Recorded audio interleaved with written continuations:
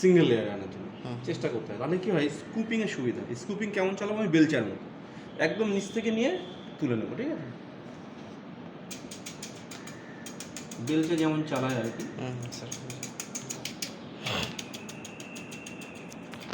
গোডাউনগুলোতে scoop থাকে কি? Scoop আপনার গোডাউনে আছেন? আপনি কোথায় আছেন? আমি এখন তো সাপ্লাই আছি। ও, সিআই পোস্টিং পেয়ে সাপ্লাই হয়ে গেছে। স্কুপ আছে, অনেকে ওই কামারশালা থেকে বানিয়েও নিয়েছে। এগুলো তো ওদের কিনতে পাওয়া যায় স্কুপগুলো নাকি? কিনতে পাওয়া যায়, ওই বানিয়ে নিতে হয় পাতলা ইয়ে দিয়ে। এগুলো সব কিনতে পাওয়া যায় না তো। কেমিক্যাল, হ্যাঁ কেমিক্যাল বলতে হবে তো। তাহলে মোটামুটি এই একটা আমি বিছিয়ে দিয়েছি, একটা লেয়ারে বিছিয়ে দিলাম, ঠিক আছে? এবার আমি একটা স্কুপ নিলাম। স্কুপ ওইখানে আছে। চার ভাগ করবো। স্কেলটা কখন ইউজ করবো বলো তো? যখন আমি চার ভাগ করবো, যখন আমি কোনিং কোয়ার্টারিং করবো। এখন আমি কোনিং কোয়ার্টারিং করছি না। কোনিং কোয়ার্টারিং আমার সময় দরকার পড়ে। কখন দরকার পড়ে কোনিং কোয়ার্টারিং? আমি হয়তো এখান থেকে স্কুপিং করে নিয়ে অ্যানালাইসিস করে কোনো একটা রিফ্রাকশন অর্থাৎ এফআরকে দেখলাম ফেল করে গেছে। তাহলে আমার এফআরকে ফেলে রিপোর্ট বা তোমাদের এফআরকে ফেলে রিপোর্ট মানে কিন্তু একটা ফুল স্ট্যাককে রিপ্লেস করতে হতে পারে। তাহলে সেটা আমি ওভার স্যাঙ্গুইন নেবো। কীভাবে ওভার স্যাঙ্গুইন নেবো? তখন আমি কোনিং কোয়ার্টারিং করবো। আবার চালটাকে সুন্দর করে ব্লেন্ডিং করবো, একদম নিচ থেকে ফাইন করে ব্লেন্ডিং করে কোনিং কোয়ার্টারিং করবো। কোনিং কোয়ার্টারিং করে অপোজিট অ্যাঙ্গেলের দুটোকে বাদ দেবো, আবার দুটো নিলাম, ওটাকে আবার কোনিং কোয়ার্টারিং করবো। কোনিং কোয়ার্টারিং করে হয়তো দেখা গেলো এই চালটা থেকে আমি হয়তো 110 গ্রাম একটা চাল পেলাম। তখন সেখান থেকে আমি শুধুমাত্র এফআরকেগুলো সেপারেট করবো। কারণ আমি দেখলাম এফআরকে হয়তো 1.5 আসছে, কিন্তু এফআরকের স্ট্যান্ডার্ড কত 0.1। হ্যাঁ, হয়তো সেটা এক্সিড করে যাচ্ছে। তাহলে আমি সেটাকে ওই জন্য আবার দ্বিতীয়বার কোনিং কোয়ার্টারিং প্রসিডিওরে আমি দেখে নেবো যে এফআরকের পার্সেন্টেজ ঠিক আছে। বেশি হলে সমস্যা নেই তো। বেশি হলে তো চাল লাগবে। আমার হচ্ছে 1.1 উপরে যাবে না, 0.9 থেকে 1.1। স্ট্যান্ডার্ড হচ্ছে 1%, 0.9 থেকে 1.1 উপরে গেলে তো সেটা এফআরকের পার্সেন্টেজ বেশি হয়ে যাবে। তার মানে কি? তার মানে ওর মধ্যে ধরো iron, folic acid, vitamin B12, B9 এগুলো বেশি আছে। বেশি থাকাও তো ঠিক না, কারণ যেটা যা মেজারমেন্টে আছে সেটা তার সেই স্ট্যান্ডার্ডে থাকবে। তাহলে এবার আমি একটা স্কুপ দিয়ে এটা আগে স্কুপিং করে নিই।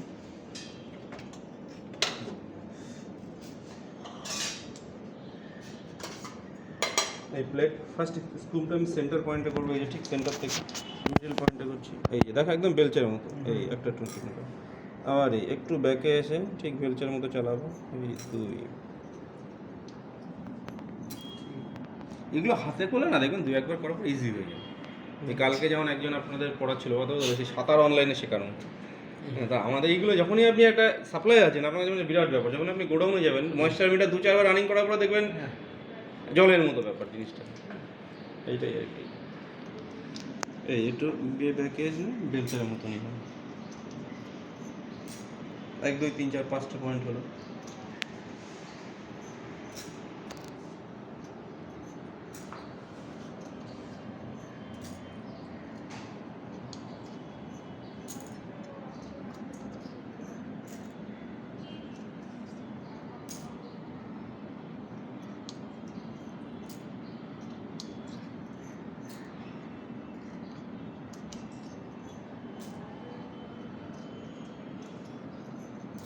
ওই যদি কম হচ্ছে আমি এরকম সাইড থেকেও নিতে পারি, ঠিক আছে?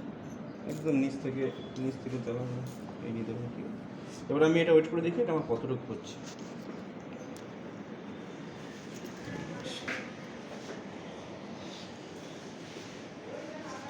তাহলে আমার এই একটা কি আছে, একটা ওয়িং ব্যালেন্স আছে। তো এবার এটাকে আমি ওয়েট করবো। তার আগে এটাকে আমি টিআর করে নিই।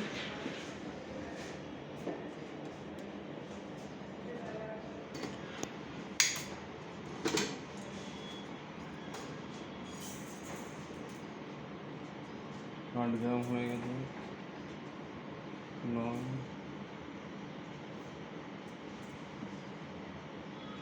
তাহলে আমি কতটা নেব? 10 গ্রাম।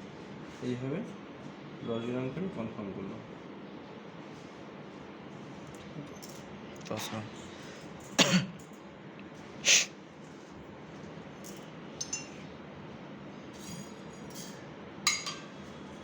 এবার কিন্তু এখান থেকে আমি সব রিফ্রাকশনগুলোকে বের করব। এখান থেকে রিফ্রাকশনগুলো কীভাবে বের করবো?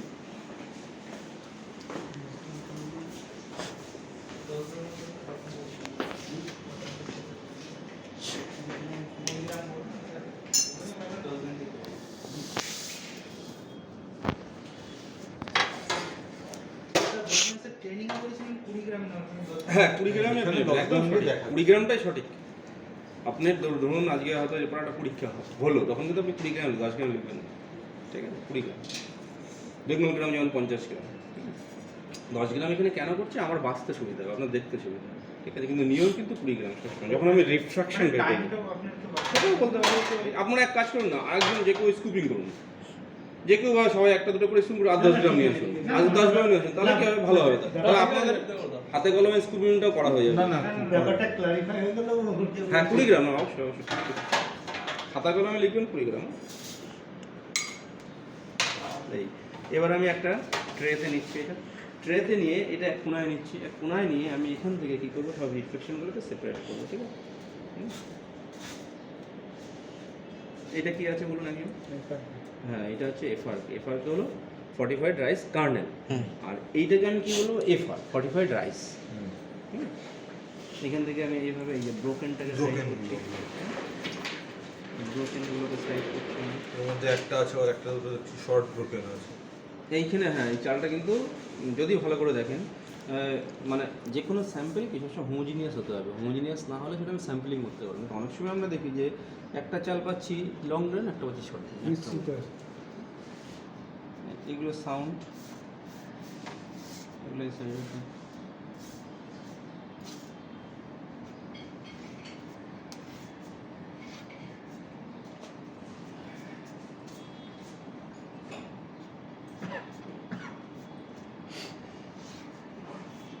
এটাকে একটু চাপ দিয়ে দেবো। এটা কি আছে? নেচারটা ব্রিটেল নেচার আছে, মানে ভঙ্গু ভেঙে যাচ্ছে। একটু চাপ দিয়ে দেবো, যদি ভেঙে যায় তো ওঠালো, না হলে এটা আসবে।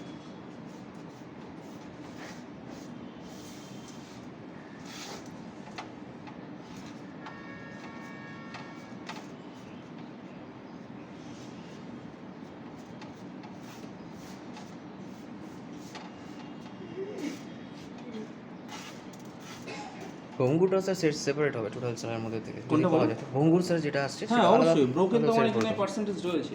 আচ্ছা আচ্ছা হ্যাঁ ব্রোকেন আছে, ডিসকালার আছে, ড্যামেজ আছে। ঠিক আছে। ব্রোকেন তো অবশ্যই, ব্রোকেন আমাকে আলাদা করে মাপতে হবে, মেপে আমার টোটাল চালের সাপেক্ষে কত পার্সেন্টেজ ব্রোকেন হলো সেটা লিখতে হবে, সব পার্সেন্টেজে লিখতে হবে। কারণ আমি এখানে কতটায় করছি, তুমি কতটায় করছো, 20 গ্রামে করছো, বা সাপোজ হয়তো এখানে যা আছে সেটাকে পার্সেন্টেজ, মানে আমি যদি এখানে ধরো এটা যা পাবো তাকে আমাকে 10 দিয়ে গুণ করলেই হ্যাঁ হবে। পয়েন্ট 1 টাকা সরিয়ে দেবো, ঠিক আছে? বা 10 দিয়ে গুণ করে দেবো। তাহলে এইগুলো মোটামুটি আমি একটা দেখে দিই, এগুলো সাউন্ড রাইস হিসাবে আমি এটার ডিসকালার আছে, এটাকে এখানে রাখছি।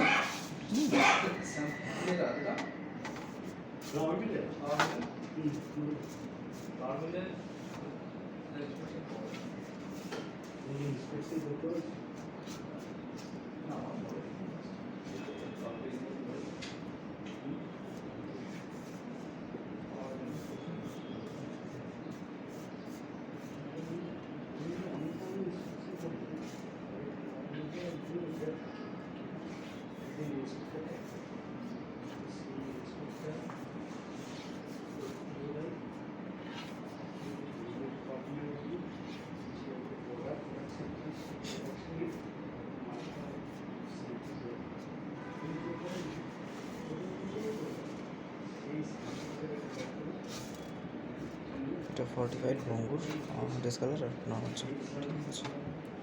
ওটা স্যার ডিসকালার না স্যার? এটা ঠিক আছে। এটা ড্যামেজ হয়ে গেছে, এগুলো ডিসকালার আছে।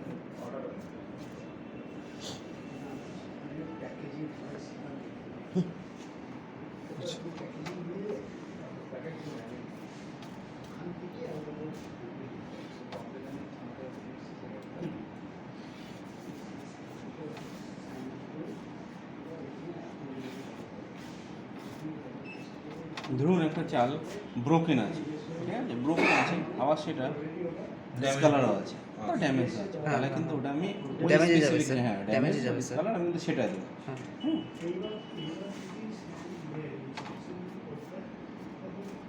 আর যখন আমি ছোট্ট দানা চোখে বুঝতে পারছি না, তখন আমি এই ম্যাগনিফাইং গ্লাসটার নিচে ধরবো।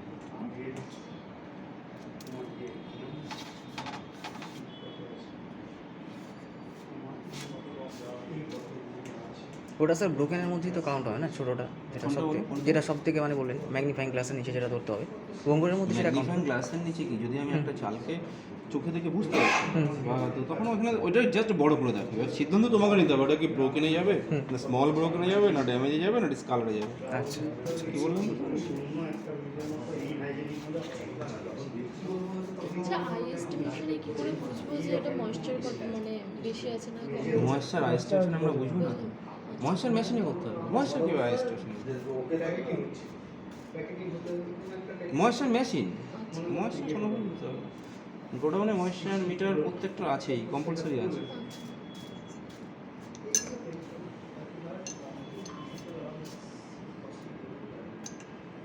আমি কিন্তু চাল এইভাবে একদম মানে চাল কিন্তু দেখার নিয়মটা হচ্ছে এইভাবে, জাস্ট কয়েকটা দানা নিয়ে নেবো, কয়েকটা দানা নিয়ে যেটা যেদিকে যাবে সেটাকে সেদিকে ছড়াবো, ঠিক আছে? আমি এখন দেখানোর জন্য সাপোজ ধরুন আমি বলো এখানে তো একটা বড় মতো একটা বড় বলেই এটা আর কি, এখানে এটা গোটাই আছে, ফুলই আছে, একটা ভালো মতো দেখেন।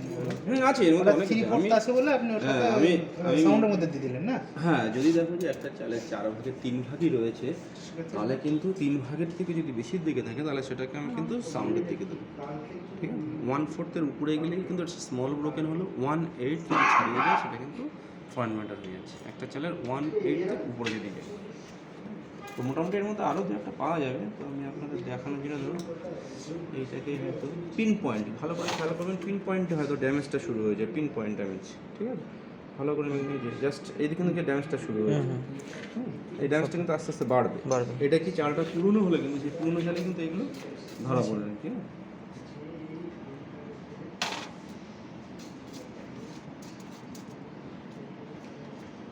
তাহলে আমি এর মধ্যে মোটামুটি এইগুলো পেলাম, এর মধ্যে আরও দু একটা পাওয়া যাবে হয়তো।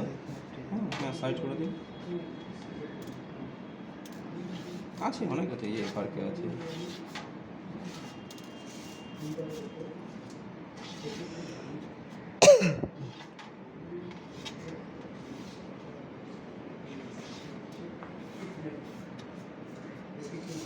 তাহলে প্রত্যেকটা রিফ্রাকশনকে এবার আমি ওয়েট করি, ঠিক আছে?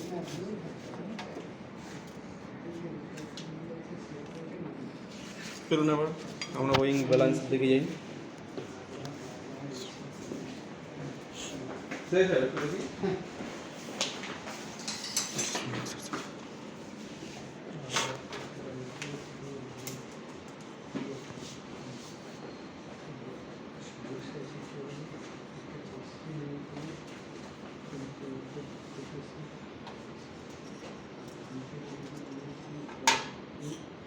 এই যে টিআর করে নিলাম, এটাকে 0। এবার আমি আগে টিয়ার করলেন স্যার না এখন টিয়ার করতে হবে? তো এটা দেওয়ার পরে টিয়ার করতে হবে, হ্যাঁ দেওয়ার পরে তাহলে তো আমি ওয়েটটা পাবো। হ্যাঁ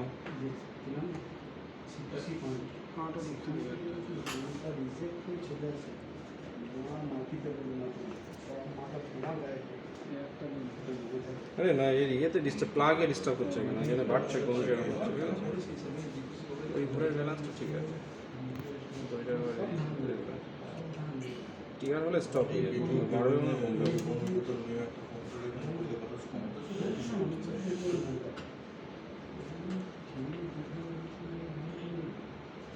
ঠিক আছে, ও বাড়ছে। তাহলে আমি কত পেলাম? এফআরকের পার্সেন্টেজ কত হলো? কত হলো এফআরকের পার্সেন্টেজ?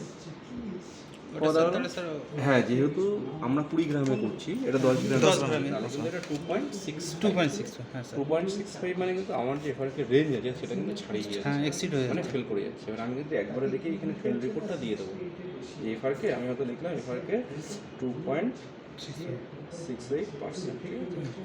এবার এখানে আমাকে লিখতে হবে plus positive either negative, negative.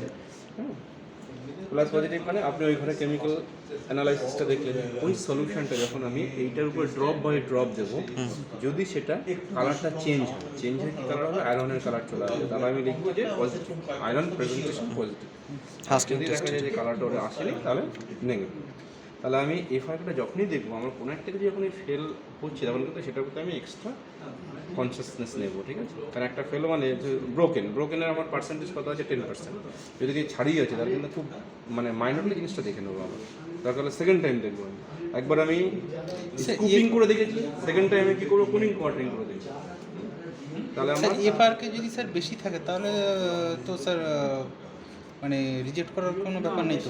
শুনুন রিজেক্ট মানে বেশি হলে তো এফআরকে ক্ষেত্রে বেশি চাল কোনো তো আমরা সমস্যা নেই। কখনো আমরা রিজেক্ট করবো না, আমরা জাস্ট রিপোর্টটা দেবো। কিন্তু এফআরকে 1.1 হলো ম্যাক্সিমাম লিমিট, তার বেশি হলে সমস্যা নেই, এটা কী করে বলছি?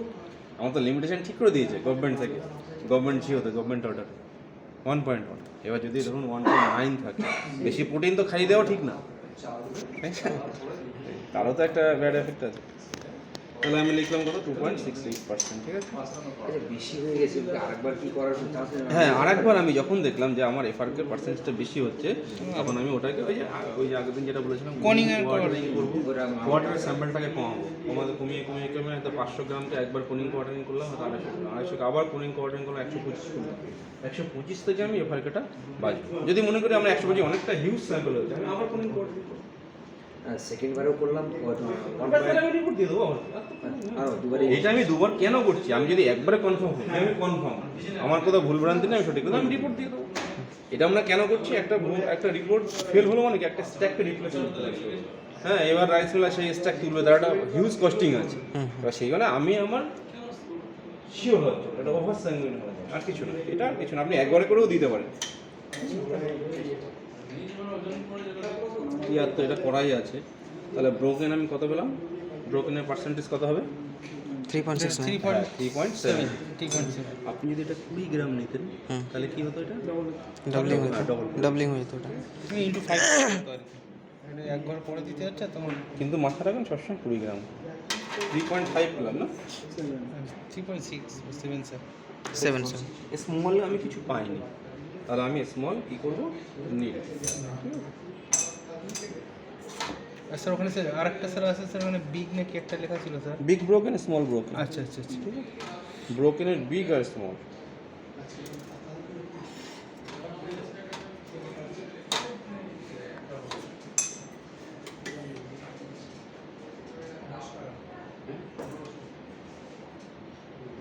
পয়েন্ট 5 তাহলে এটা 0.5।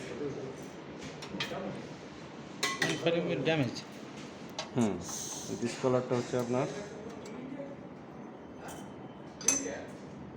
কত হচ্ছে ডিসকালার? Discolour 0.9 sir. হ্যাঁ, 0.92%।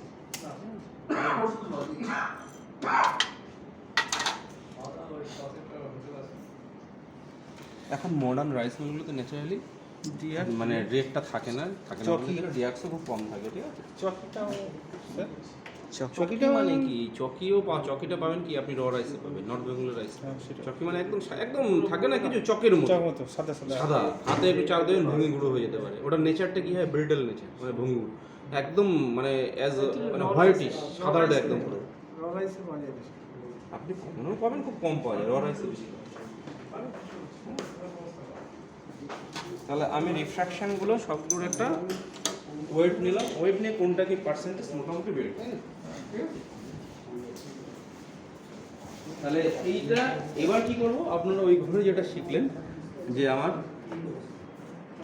এফআরকে পজিটিভ বা নেগেটিভ সেটা বোঝার জন্য ওই কেমিক্যাল ড্রপ আমি এই চালের উপর একটা দু ফোঁটা দেবো, ঠিক আছে। দিলে এটা দেখবেন একটা লোহার মতো কালার চলে যায়, লালচে কালার চলে যায়, ব্লাডের কালার। আমাদের ব্লাডটা কোথাও পুরো একটু জমাট বাঁধা পরে আয়রনের ওইটা আসলে এই যে পজিটিভ। এবার যদি আপনি পজিটিভ লিখলে এটা নিচে কি লিখে? নেগেটিভ যদি না পাই, না এইবার ধরুন আপনি চালটা অ্যানালাইসিস করতে গিয়ে এর মধ্যে কিছু পেয়েছেন, কিছু কি পেয়েছেন? হয়তো দেখা যাচ্ছে কোনো গোডাউনে পায়রা ঢোকে, পায়রা পেয়েছেন, কোনো গোডাউনে র্যাট ঢুকে গেছে, র্যাট এক্সক্রিয়েটার পেয়েছেন, তা সেগুলো কিন্তু আপনার নোটিশে এখানে উল্লেখ করবেন। আচ্ছা, ঠিক আছে, যে আমি এর মধ্যে হয়তো মাড পার্টিকেল পেয়েছি, মাটির দানা পেয়েছি, ঠিক আছে, আয়রন পার্টিকেল পেয়েছি, বা হয়তো আমি কি বলে বার্ড এক্সক্রিয়েটার পেয়েছি। এবার এইগুলো থাকলে কিন্তু অবশ্যই আমি আমার রিমার্কসে লিখে দেবো। হ্যাঁ, অবনক্সিয়াস স্মেল আছে, তাহলে এখানে পরিষ্কার লিখে দেবো অবনক্সিয়াস স্মেল প্রেজেন্ট, ঠিক আছে, বার্ড এক্সক্রিয়েটার প্রেজেন্ট। এই হচ্ছে আমার মোটামুটি চালার একটা ফিজিক্যাল অ্যানালাইসিস। এবার বলুন আপনাদের কোনো প্রশ্ন থাকলে বলতে পারেন, জিজ্ঞাসা থাকলে বলতে পারেন। সিআই সাহেব অনেক বেশি অভিজ্ঞ আমাদের থেকেও, ঠিক আছে, আপনি আমাদের সাজেশন দিতে পারেন, জিজ্ঞাসা করতে পারেন। আপনাদের এখানে যা ট্রেনিংয়ে আপনারা যা কভারেজ দিয়েছেন, মানে এরপরে আর নতুন কিছু আছে বলে আমাদের ইয়ে নেই। এই হচ্ছে মোটামুটি